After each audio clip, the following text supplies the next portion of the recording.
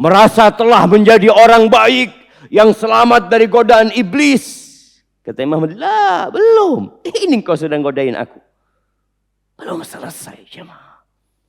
Hatta ya'tiyakal yakin. Selama kematian belum menjemput kita, berarti kita tetap harus beribadah kepada Allah Azza wa Jalla. Nggak ada ceritanya orang sakit berhenti beribadah.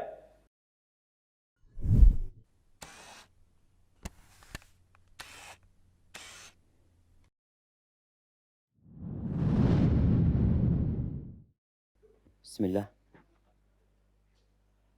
Assalamualaikum warahmatullahi wabarakatuh.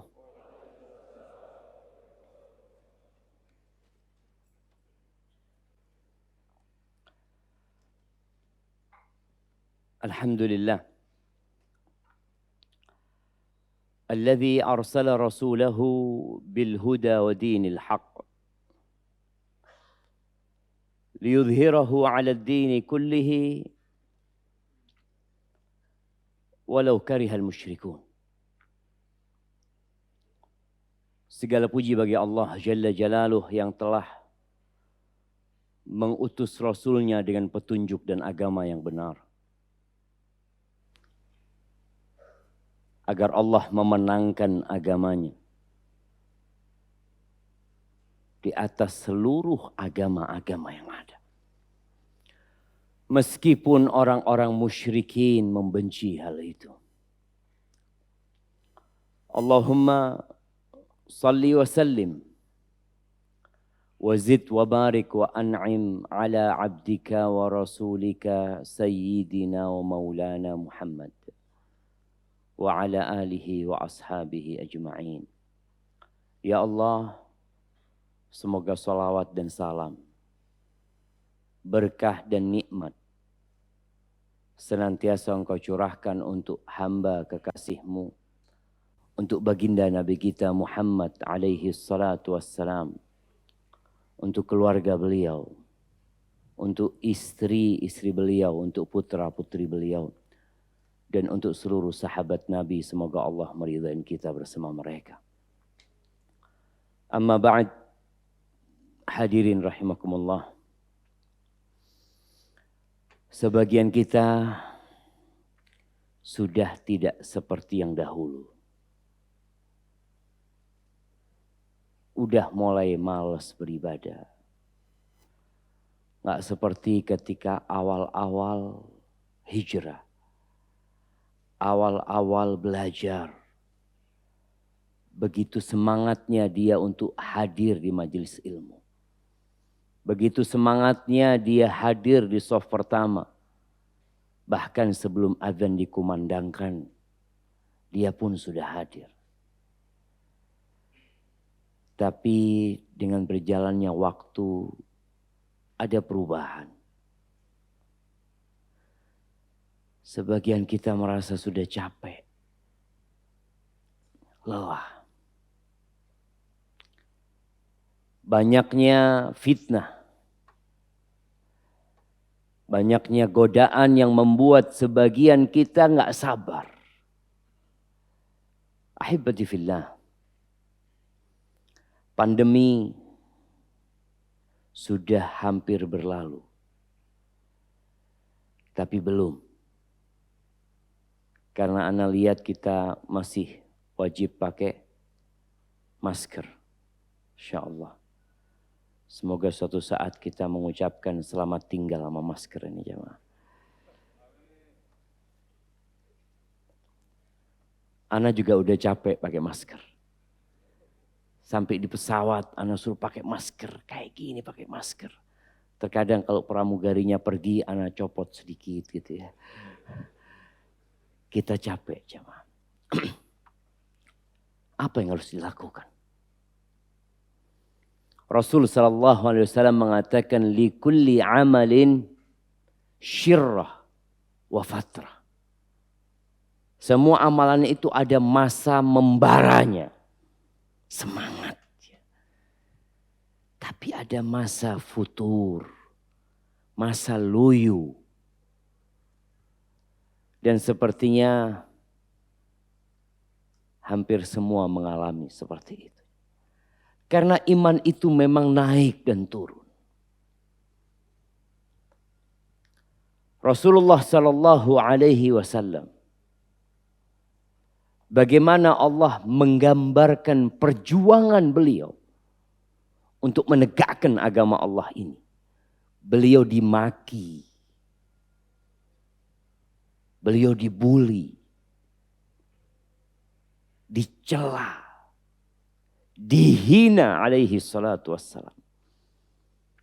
Sampai Allah Azza wa Jalla mengatakan, وَلَقَدْ نَعْلَمُ أَنَّكَ يَضِيقُ صَدْرُكَ بِمَا يَقُولُونَ. Kami benar-benar tahu bahwasanya dadamu menyempit gara-gara omongan orang-orang itu. Bagaimana tidak? Rasulullah Sallallahu Alaihi Wasallam mengajak mereka kepada Allah, menyeru mereka menuju ke segala kenikmatan, ke surga Allah Azza wa Jal. Beliau ditolak, beliau dilemparin batu, ucapan-ucapan yang menyakitkan. Bukankah 40 tahun sebelum beliau mengajak mereka kepada Allah, yang ada di kota Mekah itu pujian dan sanjungan buat Nabi Muhammad sallallahu alaihi wasallam, Al-Amin. Siapa yang tidak kenal dengan Muhammad Al-Amin sallallahu alaihi wasallam? Tokoh-tokoh Quraisy itu mereka ridho dengan Nabi Muhammad SAW. Tapi kemudian terjadi perubahan. Orang kalau biasa hidup dihina dan dibuli, biasa. Orang yang biasa hidup di rumahnya tanpa ada lampu dan penerangan, biasa dia merasakan kegelapan. Tapi tatkala seorang hidup di rumah yang terang benderang, tahu-tahu mati lampunya. Gimana perasaan? Dan Allah sebutkan bagaimana kondisi dada Nabi SAW. Terus apa yang dilakukan? Berhenti berdakwah? Seperti yang pernah terjadi dengan Nabi Yunus alaihi salam. Ketika beliau meninggalkan kaumnya. Tidak. Allah mengatakan kepada nabinya, fasabbih bihamdi rabbika wa kun minas sajidin. Wa'bud rabbak hatta ya'tiyakal yaqin. Ketika kondisimu sulit, dadamu menyempit, apa yang harus dilakukan? Salat. Salat, bertasbih, memuji Allah Azza wa Jal. Maka Nabi kita alaihi salatu wassalam, idza hazabahu amrun fazi'a ila salat. Beliau kalau dirundung masalah, beliau lari kemana? Sebagian kita lari ke hiburan. Handphonenya menjadi tempat pelarian dia. Mungkin dia menonton hal-hal yang membuat hatinya senang sejenak. Enggak. Jangan lari ke tempat ini. Lari ke tempat sujud. Wa kun minas sajidin. Jadilah orang-orang yang terus sujud beribadah kepada Allah Azza wa Jalla. Sampai kapan gitu loh. Terkadang kita berpikir jalan ini panjang dan melelahkan. Sampai kapan kita seperti itu? Hatta ya'tiyakal yaqin. Sampai datang kematian kepada. Dan kita tahu setan tidak pernah putus asa menyesatkan manusia. Jangan dipikir nih orang-orang yang udah datang ke masjid, orang-orang yang sudah rajin beribadah, setan putus asa untuk menyesatkan kita. Enggak. Selama hayat masih di kandung badan, maka dia akan tetap berusaha menyesatkan kita. Maka di antara doa Nabi SAW mengatakan, wa a'udzubika ayyatakhabbatani syaitan indal maut. Ya Allah, jangan sampai aku disesatkan sama syaitan ketika mati ya Allah. ketika mati. Dalam sebuah riwayat cerita kematian Imam Ahmad bin Hanbal. Bagaimana tatkala orang-orang membesuk beliau. Beliau di antara sadar dan tidak sadar. Mereka menyuruh Imam Ahmad untuk mengatakan La ilaha illallah. Tapi Imam Ahmad dalam kondisi yang berat itu mengatakan La ba'd. Kata dia tidak, belum. Kata dia, belum kata Imam. Ketika sadar ditanya Imam Ahmad, ya Imam, kenapa engkau tadi mengatakan la ba'd? Kata dia, belum, kata dia, tidak, kata dia. Kata Imam Ahmad, setan datang di ujung kakiku sambil menggigit jarinya mengatakan, Futtani ya Ahmad, Futtani ya Ahmad. Engkau selamat dari godaanku Ahmad. Engkau selamat dari godaanku. Bayangin jemaah. Setan ingin menumbuhkan di diri Imam Ahmad ujub. Berbangga diri. Merasa telah menjadi orang baik yang selamat dari godaan iblis. Kata Imam Ahmad, lah belum. Ini kau sedang godain aku. Belum selesai jemaah. Hatta ya'tiyakal yakin. Selama kematian belum menjemput kita, berarti kita tetap harus beribadah kepada Allah Azza wa Jalla. Nggak ada ceritanya orang sakit berhenti beribadah. Kenapa? Karena hayat masih ada, masih dikandung badan dia. Ahibati fillah. Tatkala kita mulai merasa lelah, merasa capek, kita perlu membuka Al-Quranul Karim. Kita perlu membaca Siratu Sayyidil Mursalin. Perjalanan hidup Nabi alaihi salatu wassalam. Bagaimana Allah ceritakan perjuangan mereka. Antum gak apa-apa jalannya terkadang lambat. Kadangkala kita jalannya Allah Ustaz berat ya. Tapi jangan pernah jalan ke belakang. Masa lalu jangan pernah kembali ke masa lalu. Kita harus terus menuju kepada keridhaan Allah Azza wa Jalla. Para sahabat Nabi radhiyallahu taala anhum, bagaimana tatkala mereka masuk Islam, perjuangan mereka, sebagian mereka harus disiksa oleh kaumnya. Bagaimana Bilal bin Rabah. Bagaimana ceritanya Sa'ad bin Abi Waqqas. Ya. Diuji keimanan Sa'ad bin Abi Waqqas. Saat masuk Islam umur 17 tahun kira-kira. Masih muda belia.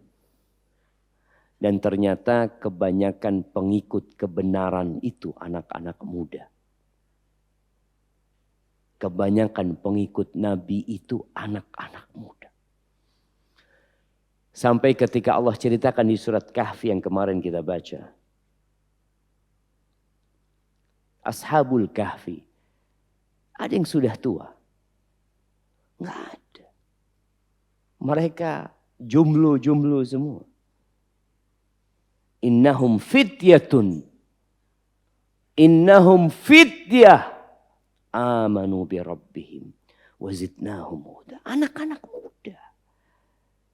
Sampai di beberapa catatan mufassirin, anak-anak muda itu masih pakai anting ya. Jadi kalau kita ngelihat anak-anak muda pakai anting sekarang, ternyata dari dulu sudah ada anak muda pakai anting. Anak-anak muda mereka. Tapi mereka hijrah, mereka taubat. Bagaimana perjuangan mereka meninggalkan kenikmatan hidup mereka.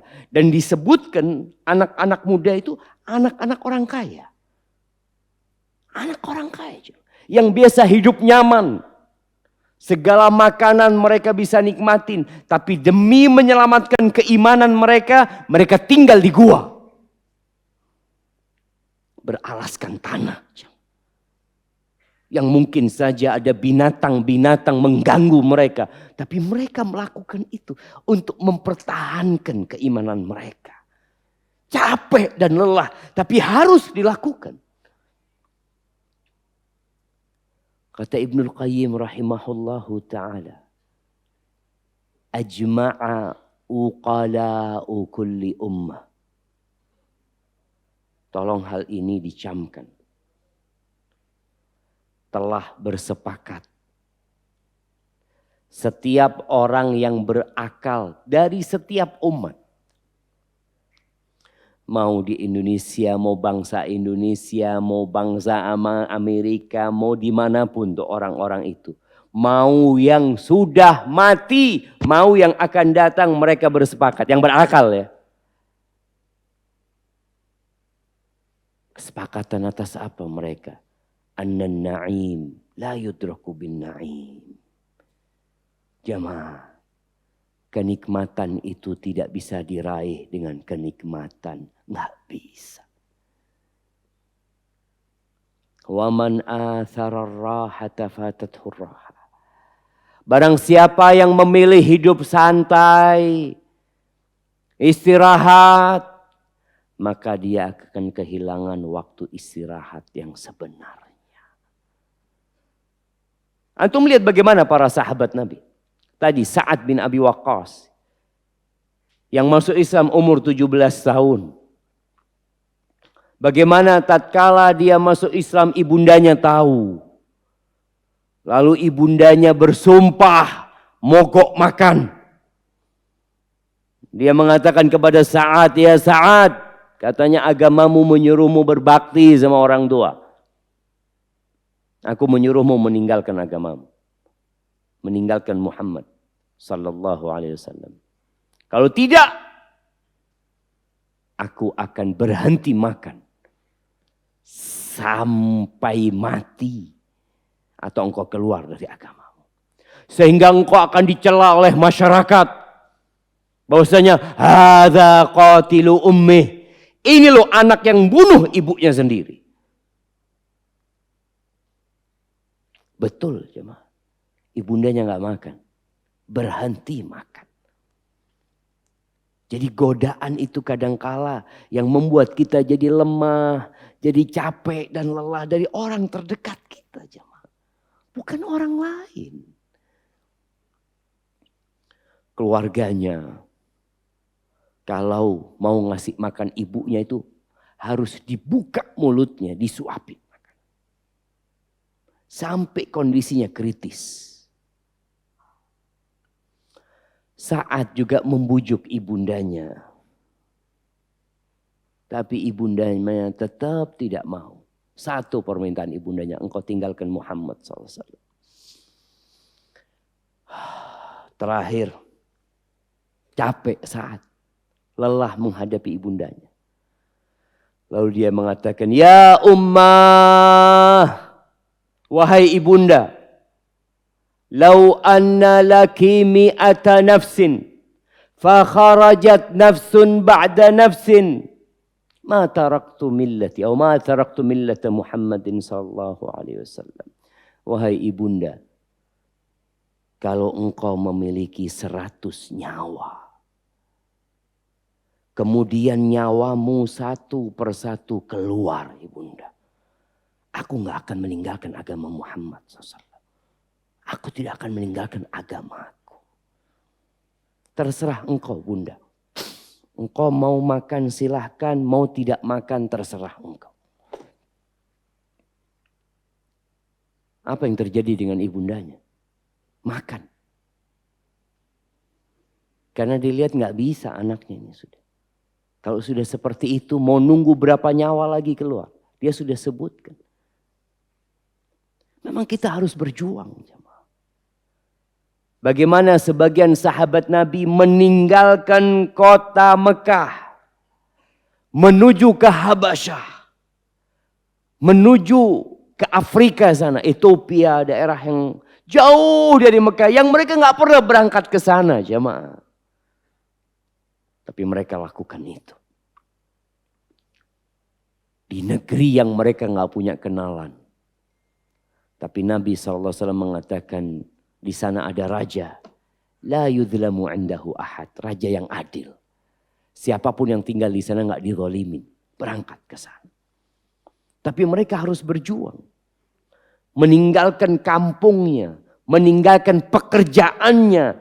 Meninggalkan mungkin usahanya.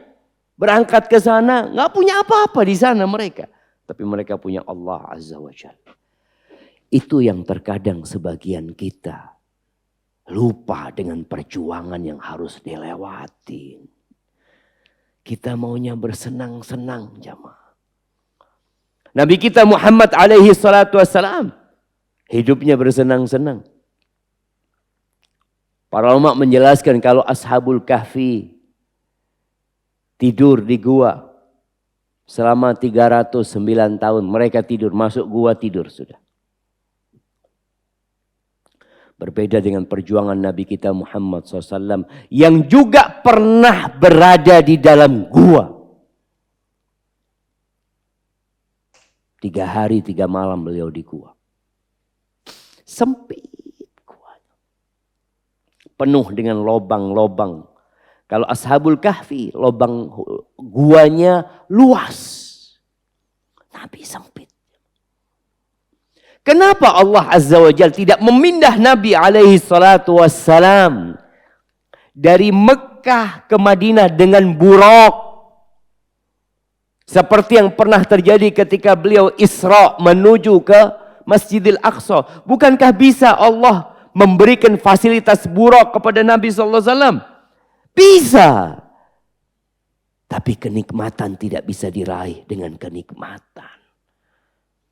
Kenikmatan itu diraih dengan perjuangan. Maka Nabi tidur di sana.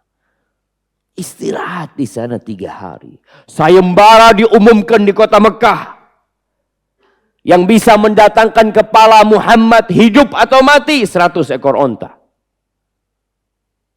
Bukankah semakin berat perjuangan beliau? Yang sebelumnya beliau berdakwah di Taif, mengajak orang-orang Taif, dilemparin batu Nabi SAW. Sebelumnya para sahabat juga sudah hijrah ke Madinah. Yang kaya raya sampai Madinah 0. Ini yang tahu dengan Abdurrahman bin Auf. Abdurrahman bin Auf meninggalkan segala hartanya. Makanya sampai Madinah, Nabi SAW memilihkan saudara buat Abdurrahman bin Auf yang kaya raya.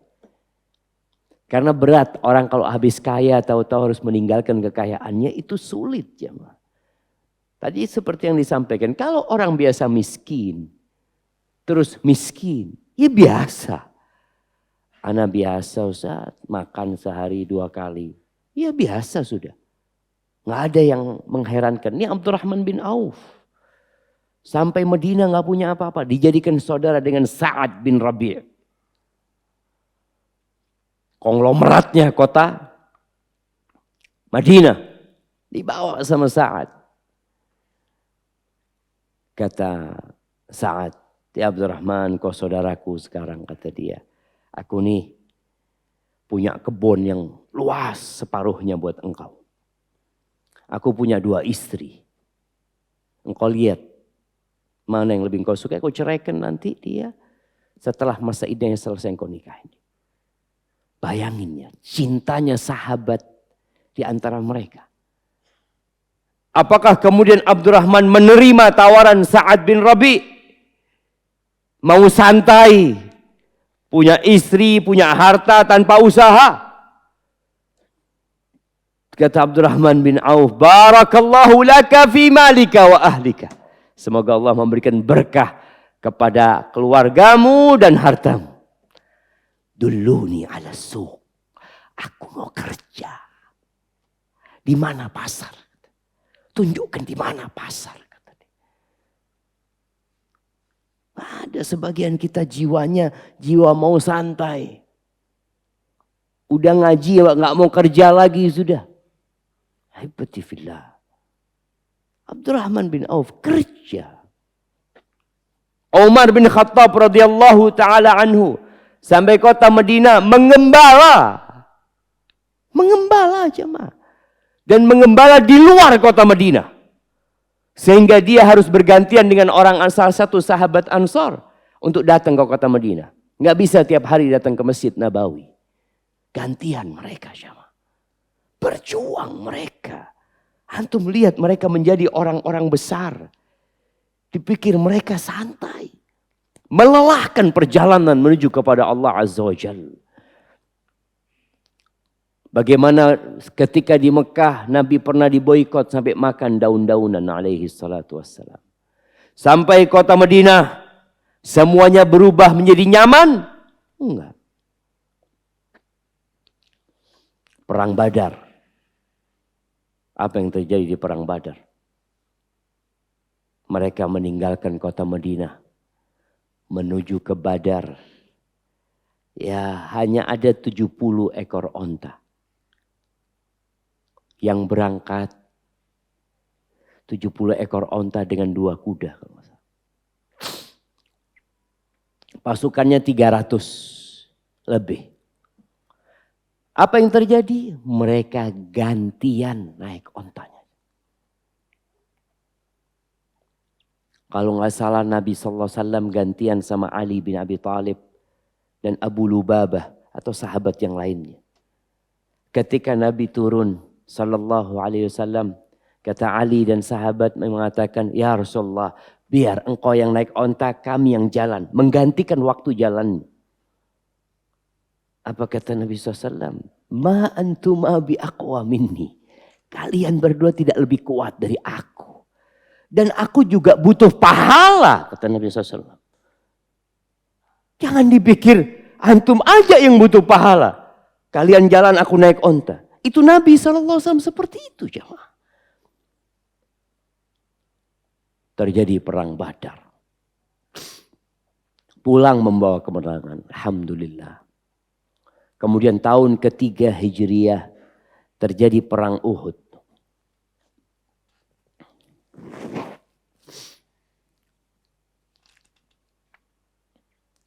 Berapa melawan berapa perang Uhud jemaah?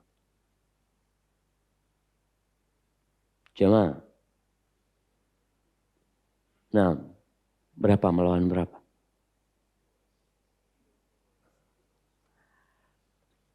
Kita tuh kalau lupa sama sejarah kita cepat capek ya. Cepat lelah kita. Tapi kalau kita membaca sejarah, antum akan ternyata belum apa-apa anak.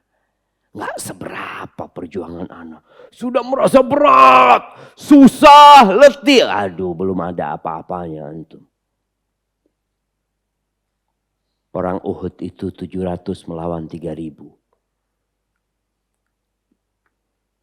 Dan pada waktu perang itu, umat Islam sempat menang.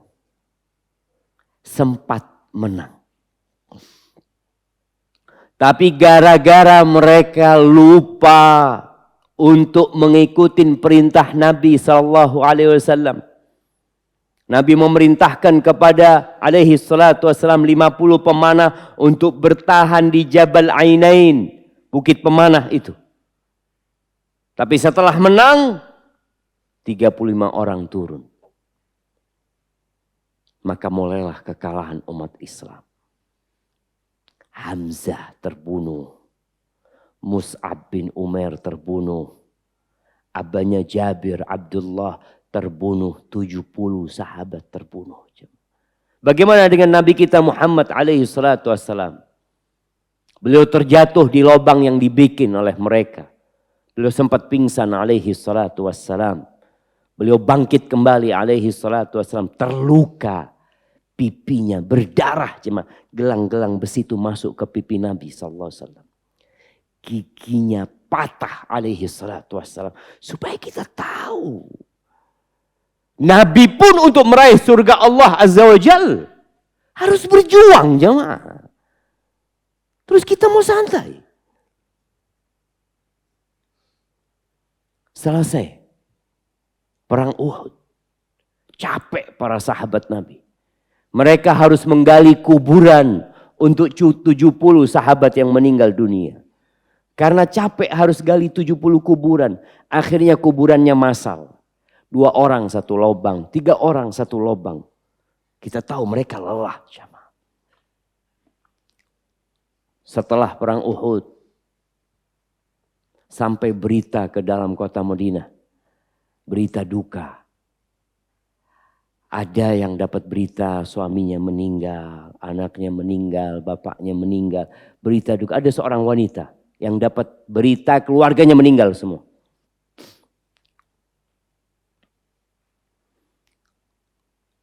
Kemudian yang dia tanyakan, kaifa Rasulullah sallallahu alaihi wasallam. Gimana kondisi Rasulullah SAW? Baik Nabi SAW. Sehat Nabi. Selamat Rasulullah SAW. Kata perempuan ini, hatta aro. Enggak, aku enggak puas. Sampai aku melihat Nabi SAW. Diantar perempuan tua ini untuk berjumpa dengan Nabi SAW. Lalu dia mengatakan, ya Rasulullah, kullul musibati ba'daka jalalu. Semua musibah setelah engkau selamat kecil ya Rasulullah. Selesai sudah. Mereka berjuang. Selesai sudah. Perjuangan Uhud. Apakah selesai perjuangan para sahabat? Belum. Datang tahun ke-5. Sebelum tahun ke-5 Hijriah. Tahun ke-4 Hijriah. Nabi SAW mengirim 70 sahabat yang dikenal dengan qurra, para penghafal Al-Quran Karim, untuk berdakwah atas permintaan Malik bin Amr yang dikenal dengan Mula'ibul Asinnah, salah seorang yang ahli main tombak dia. Dia nggak masuk Islam, dia diajak Nabi SAW masuk Islam. Tapi dia gak masuk Islam. Nabi gak maksain dia. Tapi kemudian nanti dia masuk Islam. Dia ngomong, ya Muhammad SAW, engkau kirimkan orang-orangmu untuk dakwah di kampungku sana. Kata Nabi SAW, aku takut nanti mereka dibunuh di sana. Kata Malik mengatakan, ana jarun lahum. Aku kasih suaka sama mereka. Jaminan keamanan. Berangkatlah 70 sahabat ini untuk berdakwah. Akhirnya dalam perjalanan sampai ke daerah namanya Bi'ir Ma'unah ya. Di situ Haram ibn Milhan diutus untuk menyampaikan surat kepada salah satu pemimpin qabilah yang merupakan keponakannya Malik bin Amr ini. Namanya juga Malik. Ketika dia datang menyerahkan surat Nabi SAW, tahu-tahu dia sudah berpesan dengan salah satu anak buahnya. Kalau nanti dia masuk, engkau tusuk dari belakang. Subhanallah. Masuk Haram bin Milhan ditusuk dengan tombak yang besar sampai tembus ke dadanya. Padahal para utusan itu gak boleh dibunuh. Utusan itu kerajaan gak boleh dibunuh sebenarnya. Ini dibunuh ketika Haram bin Milhan melihat darah muncrat. Dia mengatakan, fustu warabbil Ka'bah, kata dia. Menang aku ya Allah. Berhasil aku ya Allah, kata dia. Berhasil. Itu yang bunuh heran. Namanya Jabbar. Dia mengatakan, kok bisa orang ini aku bunuh, dia tewas, dia ngomong menang. Kok bisa, kata dia. Akhirnya Jabbar ini nanti ke Madinah masuk Islam. Karena dia melihat ada sesuatu yang berbeda dengan umat ini ya, sampai kematian pun ditunggu sama mereka. Bagaimana dengan sisa sahabatnya yang lain? Malik memprovokasi qabilah Bani Salim atau Bani Sulaim untuk membunuh mereka. Ada Ri'il Dakwan. Dibunuh Sisa dari sahabat itu. Suaka yang diberikan pamannya nggak dianggap sama dia. Kira-kira mati semua 70. Ada satu orang yang belum mati. Pura-pura mati dia. Bagaimana sedihnya Nabi Muhammad SAW mendengarkan berita itu. Tapi memang perjuangan harus dilewatin ya mah. Harus. 10 sahabat ini berbarengan dengan ada 10 sahabat Nabi yang dikirim ke arah kota Mekah, sama dibunuh mereka oleh orang-orang musyrikin. Artinya luka dan duka umat Islam semakin dalam. Tahun ke-5 Hijriah, orang musyrikin bersama orang Yahudi, mereka memprovokasi kabilah-kabilah Arab untuk membumi hanguskan kota Madinah. Mereka bawa 10.000 pasukan.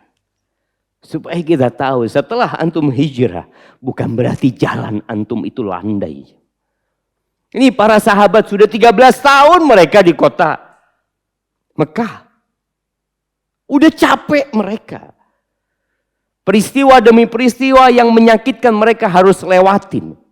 Tapi Allah masih berikan kepada mereka ujian. 10.000 pasukan datang ke kota Madinah. Yang kota Madinah hanya berisi 33.000 mungkin.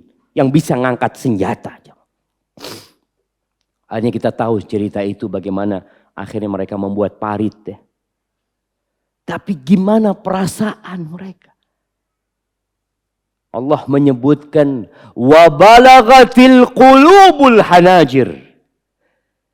Itu jantungnya mereka sampai ke tenggorokan. Benar-benar diuji sampai titik terakhir. Ketika melihat 10.000 pasukan itu datang, apa yang dikatakan orang-orang beriman? Apakah ada yang seperti dikatakan sebagian yang baru ngaji mengatakan, ya Allah, aku ini udah belajar, aku ini hijrah, aku ini berjuang, kok seperti ini akhirnya? Kapan selesainya? Walamma ra'al mu'minuna al-ahzab qalu hadza ma wa'adana Allah wa rasuluh wa sadaqallahu wa rasuluh. Ketika orang-orang beriman, para sahabat melihat pasukan itu, mereka mengatakan ini yang dijanjikan oleh Allah dan Rasulnya. Ini yang dijanjikan. Janji yang mana? Ternyata janji yang ada di surat Al-Baqarah ayat 214. Allah mengatakan kepada sahabat-sahabat Nabi ini. Am hasibtum an tadkhulul jannah. Kalian mengira kalian bisa masuk surga? Kalian mengira kalian bisa masuk surga? Apakah enggak cukup perjuangan mereka jemaah? 13 tahun di Mekah, perang Badar, perang Uhud, masih ditambah lagi. Iya, nggak cukup ya ma. Ala inna sil'atallah ghaliyah. Barang yang Allah tawarkan sama kita nih mahal jemaah. Mahal. Am hasibtum an tadkhulul jannah. Walamma ya'tikum mathalul ladzina khalau min qablikum massathumul ba'sa wad-dharra wa zulzilu hatta yaqula ar-rasul walladzina amanu ma'ahu mata nasrullah ala inna nasrallahi qarib. Kalian mengira kalian bisa masuk surga, padahal kalian belum ditimpa dengan apa yang menimpa orang-orang sebelum kalian. Mereka ditimpa penyakit, musibah, kelaparan, perang, digoncangkan keimanan mereka. Sampai Rasul dan orang-orang beriman itu mengatakan, kapan pertolongan Allah turun? Kapan? Bukan mereka tidak percaya dengan pertolongan Allah, tapi mereka melihat lambatnya datangnya pertolongan Allah. Tapi mereka yakin dengan pertolongan Allah Azza wa Jalla. Dan ketika perang Ahzab, Allahu Akbar jemaah. Itu pasukan musuh dari depan. Dari dalam kota Madinah sendiri ada orang-orang Yahudi yang berkhianat. Nggak ada makanan di kota Madinah. Sampai bagaimana Jabir bin Abdullah ketika melihat Rasul Sallallahu Alaihi Wasallam, perutnya itu sudah dipasangin sabuk batu. Ada di antara kita yang pernah kelaparan sampai dikasih batu perut untuk menahan mahnya. Itu Jabir ngomong sama istrinya, engkau punya apa? Ada mud, 1 mud gandum, kata dia. Udah engkau bikin roti, kata dia. Punya anaknya kambing yang masih kecil, dipotong sama Jabir. Dia masak, kemudian dia ngomong sama Rasul, ya Rasulullah, di rumahku ada makanan ya Rasulullah. Tapi nggak banyak. Engkau mungkin bisa ajak beberapa sahabatmu. Kata Nabi SAW, sampaikan kepada istrimu, adonannya jangan dimasukkan sampai aku datang ke sana. Dan kambingmu itu jangan dikeluarkan sampai aku datang ke sana. Sallallahu alaihi wasallam. Nabi mengatakan, ya ahlal khandaq. Orang-orang yang sedang gali parit. Kita diundang sama Jabir bin Abdullah. Itu Jabir pulang ngomong sama istrinya. Kata dia, Rasulullah SAW ini ngundang orang satu. Gak tahu berapa jumlah yang akan datang ke rumah kita. Apa kata istrinya? Kalau Nabi yang ngundang mereka berarti ada makanan. Sudah. Kau tenang, kata dia. Wallahi makan orang-orang itu. Tapi berat mereka lakukan. Selesai? Belum jamaah. Selesai perang Khandaq? Belum. Perjuangan masih harus dilakukan. Tahun ke-6 Hijriah Nabi SAW membawa 1.400 sahabat untuk umroh. Pikirnya udah selesai. Berangkat ke kota Mekah. Nggak bisa umroh. Dipulangkan itu 1.400 orang. Sampai bagaimana para sahabat Umar bin Khattab radhiyallahu taala anhu ya, ketika melihat nggak bisa masuk kota Mekah dan Nabi alaihi salatu wasallam menandatangani perjanjian dengan mereka, di mana perjanjian itu menurut sebagian sahabat mendolimin umat Islam. Kalau ada orang Mekah yang masuk Islam dan dia hijrah ke kota Madinah, harus dibalikin ke Mekah. Tapi kalau ada orang muslim yang murtad balik ke Mekah, udah. Nggak boleh diambil lagi. Itu Umar sampai datang kepada Nabi SAW mengatakan, ya Rasulullah, alasna alal haq wa hum alal batil. Ya Rasulullah, bukankah kita yang benar dan mereka yang salah? Kok bisa seperti ini gitu jemaah? Diuji jemaah. Belum selesai. Akhirnya pulang. Umroh tahun depan. Tahun ke-8 Hijriah. Nabi SAW menaklukkan kota Mekah. Alhamdulillah.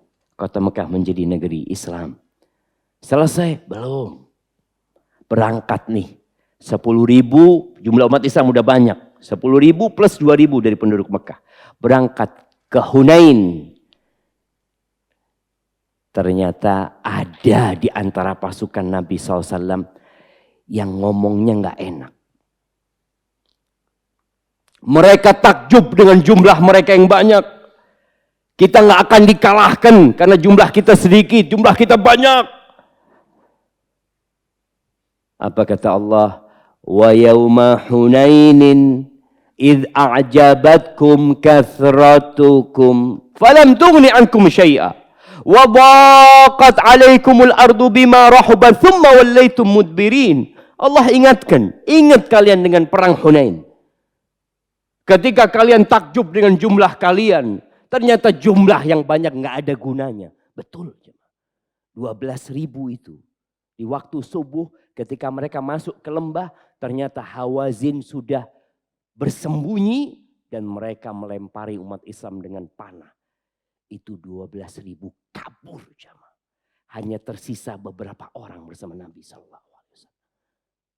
Belum selesai jemaah. Bagaimana dengan Nabi SAW? Aisyah radhiyallahu taala anha setelah ditaklukkan kota Mekah ya. Aisyah melihat ibadahnya Nabi SAW semakin bertambah. Sampai beliau sholat bengkak kakinya. Siapa di antara kita yang sholat sampai bengkak kakinya? Aisyah mengatakan, ya Rasulullah, qad ghafarallahu laka ma taqaddama min dzambika wa ma ta'akhkhar. Udah selesai ya Rasulullah. Dosa-dosamu yang lalu, yang akan datang, udah selesai. Udah diampuni. Terus kenapa masih harus seperti ini? Kata Nabi SAW, afala akun abdan syakura. Apa enggak pantas aku menjadi hamba yang bersyukur kepada Allah Azza wa Jalla? Bersyukur atas apa? Rumahnya luas Nabi SAW. Lihat perjalanan tadi yang penuh dengan penderitaan. Tapi ada iman yang perlu disyukuri jamaah. Kita kadang-kala lupa dengan nikmat yang Allah berikan. Bayangkan. Di akhir hayat Nabi SAW turun firman Allah. Idza jaa nasrullahi wal fath wa ra'aitan nas yadkhuluna fi dinillahi afwaja fasabbih bihamdi rabbika wastaghfir innahu kana tawwaba. Nabi di akhir hayatnya diperintahkan untuk bertasbih memuji Allah Azza wa Jal, beristighfar. Mohon ampun sama Allah Azza wa Jal. Gak ada ceritanya berhenti beribadah. Sebelum tanggal 12 Rabiul Awal.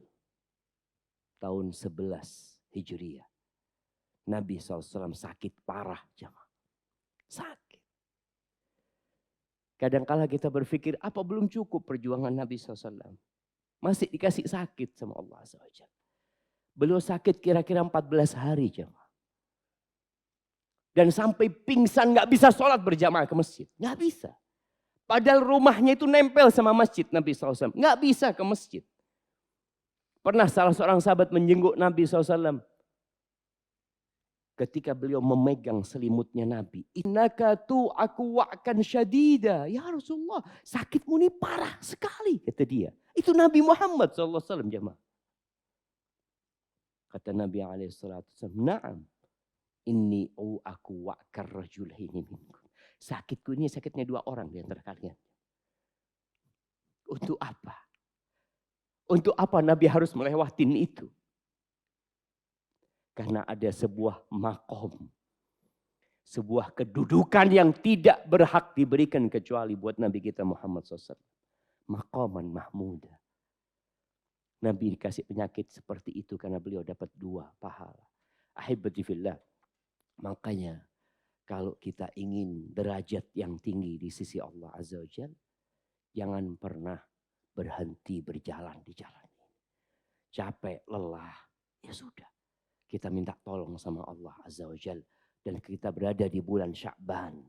Jangan sampai bulan ini seperti bulan yang kemarin.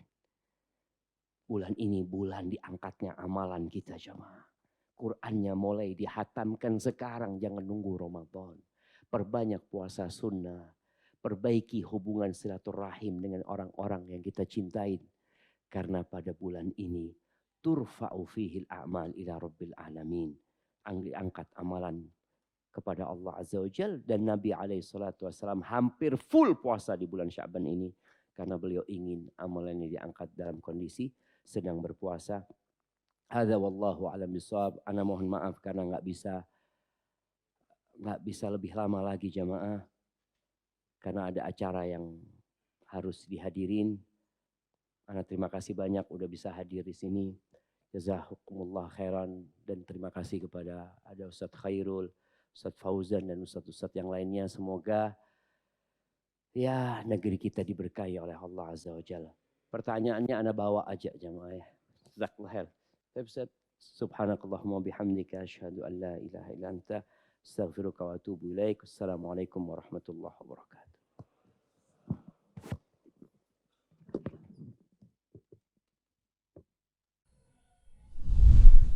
Terima kasih. Jazakumullah khairan wa barakallahu fikum.